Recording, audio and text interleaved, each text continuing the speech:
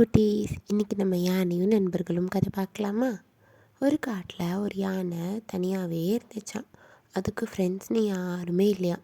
அந்த யானைக்கு நிறையா ஃப்ரெண்ட்ஸ் வேணும்னு ஆசையாக இருந்துச்சான். அதனால் அது என்ன பண்ணுச்சான், சரி ஒவ்வொருத்தங்க கிட்டே கேட்டு பார்க்கலான்னு ஃபஸ்ட்டு குரங்கு கூட்டத்துக்கிட்ட போய் குரங்கு குரங்கு நம்மெல்லாம் ஃப்ரெண்ட்ஸாக இருக்கலாமா அப்படின்னு சொல்லி கேட்டுச்சான். குரங்கு என்ன சொல்லிச்சான், ஐயையே நீ ரொம்ப பெருசாக இருக்கப்பா, எங்கள் கூடலாம் உன்னால் மரத்துக்கு மரம்லாம் தாவ முடியாது, வேணாம் வேணாம் பாய் அப்படி சொல்லிடுச்சான். யானைக்கு ஒரே கஷ்டமாக போயிடுச்சான். சரி நம்ம நரியை போய் கேட்டு பார்க்கலான்னு சொல்லி நரிக்கிட்ட போய் நரி நரி நம்ம ஃப்ரெண்ட்ஸாக இருக்கலாமா அப்படின்னு கேட்டுச்சான்.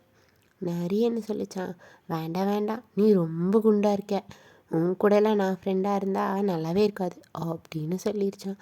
யானைக்கு ஒரே வருத்தமாக சரின்னு அது நடந்து போயிட்டுருக்கும்போது ஒரு குட்டி முயலை பார்த்து சொல்லிச்சான், என் கூட யாருமே ஃப்ரெண்ட்ஸாக இருக்க மாட்டேறாங்க முயல், நம்ம ஃப்ரெண்ட்ஸாக இருக்கலாமா அப்படின்னு கேட்டுச்சான்.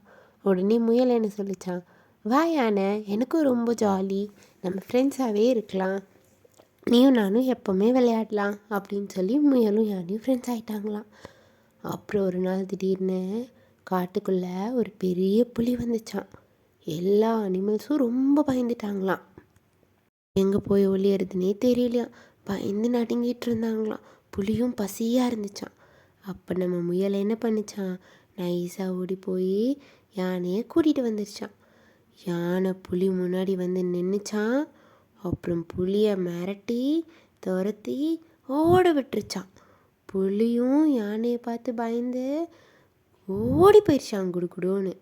அதுக்கப்புறம் எல்லா அனிமல்ஸும் வந்து தேங்க்யூ யானை, சாரி நாங்கள் உன்னை யாருமே ஃப்ரெண்ட்ஸாக ஏற்றுக்க மாட்டோம்னு சொல்லிட்டோம், ஆனாலும் நீ வந்து ஹெல்ப் பண்ண, எப்போவுமே ஒருத்தவங்க எப்படி இருக்காங்கன்னு பார்த்து அவங்க கூட ஃப்ரெண்ட்ஸ் ஆகலாமா ஆகக்கூடாதான்னு யோசிக்கக்கூடாது, முயல் மாதிரி இருக்கணும்னு தெரிஞ்சுக்கிட்டாங்களாம். பபாய் குட்டீஸ்.